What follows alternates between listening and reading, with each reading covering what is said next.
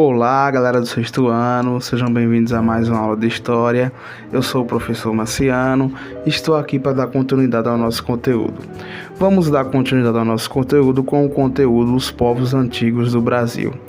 Bom, nesses conteúdos iremos ver um pouco o processo da formação, como eram organizados os povos antigos do Brasil, mais conhecido como os indígenas, ou índios, ou nativos, enfim, os donos da terra, os verdadeiros donos da terra. Então, pessoal, fiquem até o final e espero que gostem da aula de hoje. Então, fiquem até o final e vamos curtir a aula. Então, vocês sabem que eu expliquei isso para vocês em outro momento, que há várias teorias que explicam a origem dos povos indígenas do Brasil. Uns falam que foi pelo Estreito de Bering, outros falam que foi por outra questão, que foi há muito tempo, que ainda era do tempo que o continente americano era junto com o continente africano. Enfim, são várias teorias e que isso aí eu posso deixar na descrição, o vídeo que eu falo exatamente sobre isso. Então vamos logo ao conteúdo, que é o que interessa. Vamos falar um pouco dos povos agrícolas do Baixo Amazonas. Vamos falar um pouco da região norte do nosso país. Então, os Tapajós e a cultura Santarém. Vai do ano de 2000 a.C. a 1000 a.C. Bom, a ocupação da bacia amazônica, segundo alguns pesquisadores, iniciou-se por volta do ano 10.000 a.C., por grupos de caçadores, coletores e pescadores.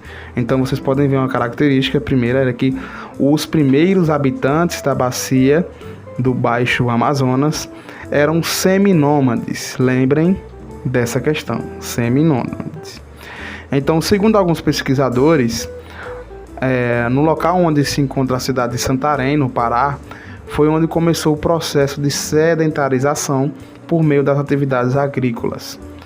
O período de apogeu desses povos teria ocorrido entre 2000 anos de Cristo e 1000 anos depois de Cristo, quando havia ainda aldeias da região constituídas de núcleos de até 10.000 habitantes. Isso mesmo, pessoal.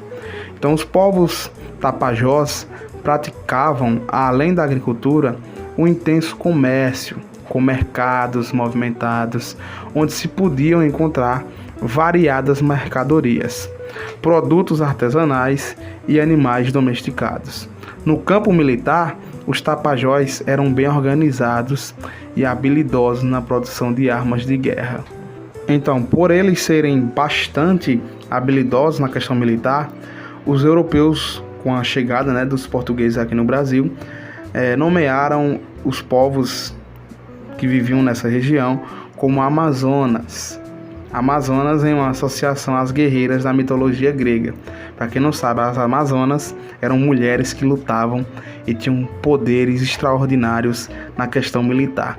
Então é por isso que temos no nosso país a região dos Amazonas, do Amazonas, que é um estado brasileiro. Do ponto de vista cultural, os tapajós produziam cerâmicas originais que mostraram a sofisticada habilidade dos artesãos. Alguns estudiosos, com base na análise dessas cerâmicas, apontam para a possibilidade dos tapajós serem descendentes dos povos maias ou incas. Isso mesmo, pessoal. Os maias e os incas são os povos indígenas que habitavam a América Central e uma parte da América do Norte também e da América do Sul. Então vocês podem ver que os povos tapajós, do Baixo Amazonas, eram povos bastante avançados para sua época. Então, dando continuidade, veremos agora a cultura marajoara. Esse povo viveu ali na região do Pará, na ilha de Marajó, que é uma ilha bastante conhecida. E segundo os pesquisadores, eles viveram do ano 400 depois de Cristo a 1400 depois de Cristo. A ilha de Marajó, ela é localizada no Pará. É a maior ilha fluvial do planeta. Passou a ser ocupada a partir de 1500 a.C. por povos agrícolas procedentes das fronteiras do Brasil com a Venezuela. No período de 400 a 1400 d.C., os pesquisadores perceberam que nessa ilha houve uma grande sociedade de agricultores e habilidosos ceramistas. Os povos da ilha de Marajó construíam suas moradias em aterros artificiais que chegavam a 200 metros de altura, definidos como tesos, com o objetivo de assegurar a proteção contra constantes cheias dos rios amazônicos. As escavações arqueológicas realizadas nesses morros revelaram a existência de aldeias constituídas de mais de 5.000 pessoas. No período do apogeu dos Tapajós, chegou a abrigar uma população de 100.000 habitantes. Então, era um povo bem organizado e que tinha uma cultura riquíssima. A produção da cerâmica dos marajoaras era marcada por peças decorativas e utilitárias, com traços gráficos simétricos e geométricos. Então podemos ver que os nossos indígenas da ilha do Marajó eram bastante avançados na questão da geometria, né, e dos gráficos simétricos, na questão da matemática. Um pouco, como eu falei para vocês anteriormente, assim como os Tapajós, os povos Arawak também são bastante conhecidos na questão do artesanato. Produziram vários potes, vasos com fins funerários e religiosos. Então, agora falando de outro povo que também habitava ali a questão norte e do centro do Brasil, vou citar para vocês os povos do Alto Xingu.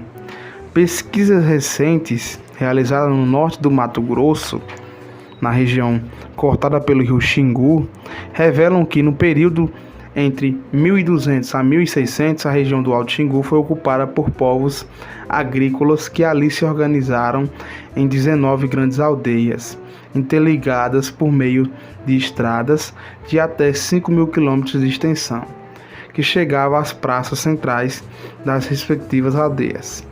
Estima-se que o total da população era de 3 a 5.000 pessoas, favorecidas pela quantidade do solo da região, chamada Terra Preta.